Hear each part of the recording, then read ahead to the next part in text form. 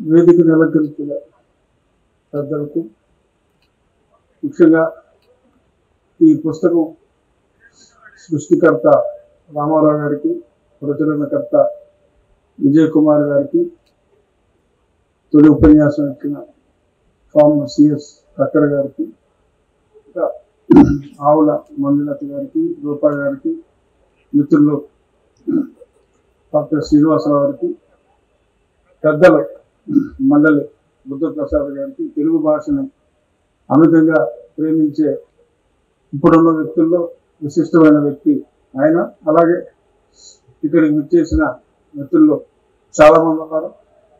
వెంకటేశ్వరరావు, కుటుంబరావులు, మా శ్రీనివాసరావు, ఇంకా ఎంతోమంది మిత్రులు, అందరికీ నా హృదయపూర్వక నమస్కారాలు. ఈ పుస్తకం నిన్న ఫ్లైట్లో వచ్చేటప్పుడు ఆల్మోస్ట్ అన్ని పేజీలు చదివానండి. ఫస్ట్ హ్యావ్లాక్ బ్రిడ్జ్తో మొదలు పెట్టారు. ఒక చిన్న 20 కోట్ల ప్రణాళిక, స్క్రాప్ అమ్మేసి దాన్ని ఎలా చేయాలనుకున్నారు. ఆయన దాన్ని ఒక 100 కోట్ల అంచనా అద్భుతంగా, నిజంగా ఒక ఊహించుకుంటే చంద్రబాబు నాయుడు గారి విజన్ కనుక నిజమై ఉంటే, ఒక గోదావరి జిల్లాల బిడ్డగా నాకెంతో ఒక పక్క సంతోషం, ఇంకో పక్క బాధ. ఎందుకంటే 2 జిల్లాలని, తూర్పు గోదావరి, పశ్చిమ గోదావరి, మా 2 జిల్లాలని కలిపి అందమైన ఆ బ్రిడ్జ్ అలాగే ఉండిపోయింది. ఆయన విజన్ నిజమై ఉంటే అరే ఎంత బాగుండేది. అంటే ఆలస్యం అయినందుకు మరి నిర్దయులైన ఈ ప్రజలు తీసుకున్న దరిద్రపు నిర్ణయానికి మరి మా 2 జిల్లాల మధ్యన వంతెన అలా అయింది. అర్జెంటుగా చంద్రబాబు నాయుడు గారిని గెలిపించి ఆ బ్రిడ్జ్ రెడీ చేసుకోవాలి అన్న కోరిక ఆయన ఆ ఫస్ట్ ఆర్టికల్ చూసిన వెంటనే నాకు కలిగిందండి. సరే, ఎన్నో విషయాలు ఆయన కూలంకషంగా, నిర్ముఖమాటంగా, హ్యూమర్ని కూడా యాడ్ చేసి, ముఖ్యంగా చాలామంది చంద్రబాబు నాయుడు గారి ఫేస్లో అసలు ఫీలింగ్స్ ఉండాలి బాబు, అలా ఉంటాయేంటి అని మాట్లాడుకుంటూ ఉంటాం. ఆయన అదే మాటని దాన్ని కొంచెం సినిమా భాషలో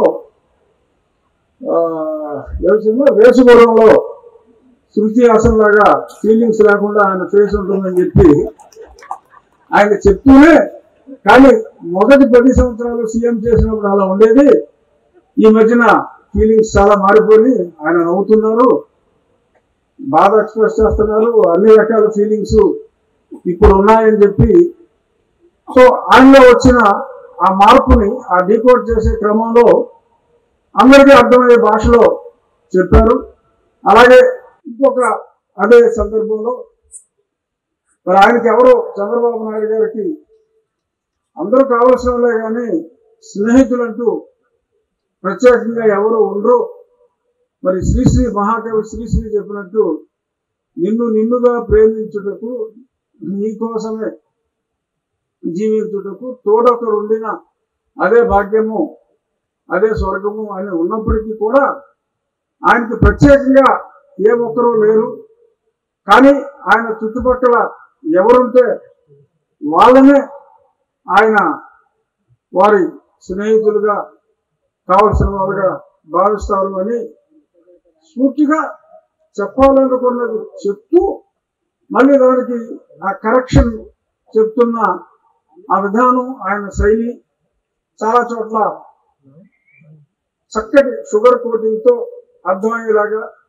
మనందరికన్నా ముందు చంద్రబాబు నాయుడు గారి పుస్తకం చదివితే రామారావు ఇంకా చదివారా, మొత్తం చదివారని చెప్పారా? ఇంకా గొప్ప చంద్రబాబు నాయుడు గారిని మనం చూస్తాం. ఆయన ఎంత శ్రామికుడో. 2000 సంవత్సరంలో విజన్ 2020 అంటే, ఆ విజన్ అంటే మీనింగ్ పిచ్చివాడి స్వప్నం అంటే చాలా మంది మాట్లాడారు. కానీ ఇందాక నేను ఇక్కడికి వచ్చినప్పుడు ఒక గేట్ మిస్ అయ్యి మళ్ళీ గచ్చిబౌలి దాకా వెళ్ళి వెనక్కి వచ్చా. ఈ మధ్యన కొన్ని ప్రత్యేక పరిస్థితుల్లో హైదరాబాద్లో కూడా నేను ఎక్కువగా లేను. ఇక్కడ కూడా ప్రజాస్వామ్యం వచ్చాక మళ్ళీ ఇక్కడికి ఎక్కువ వస్తున్నా. ఈ ఏరియా అంతా చూసా. ఈ ఏరియా అంతా చూస్తే చంద్రబాబు నాయుడు గారికి చెయ్యి నమస్కారం పెట్టుకున్నా. విజన్ అంటే ఇదిరా అని. అరే ఎంత మార్పు. నేను మొన్నే హైదరాబాద్ కూడా పెద్దగా రాలేక ఆంధ్రాకి వెళ్ళలేక అమెరికా వెళ్ళా కొద్ది రోజులు.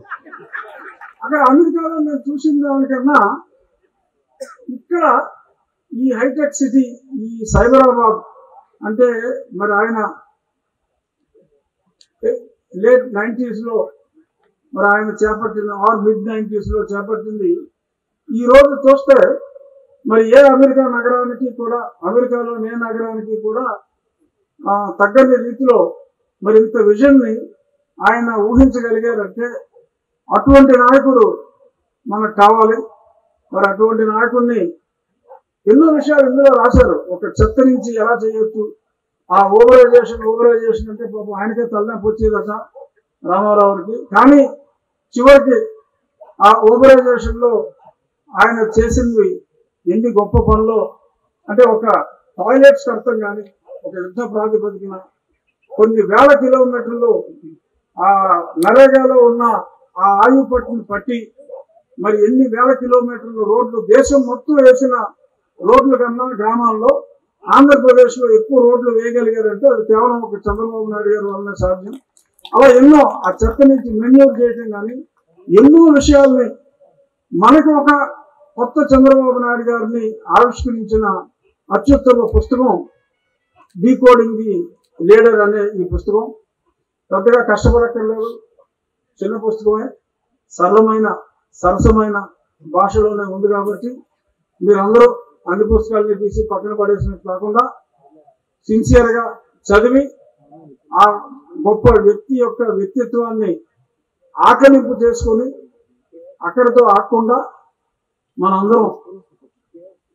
మీరందరూ హైదరాబాద్ లో ఉన్న వాళ్ళు కూడా బంధుమిత్రులు సపరివార సమేతంగా ఆంధ్రాకి వచ్చి మళ్ళీ ఆయనతో మనం ఒడి జాగ్రత్త చేయించుకుని ఈ కష్టాల నుంచి బయటపడాలని కోరుకుంటూ once again, thank you all.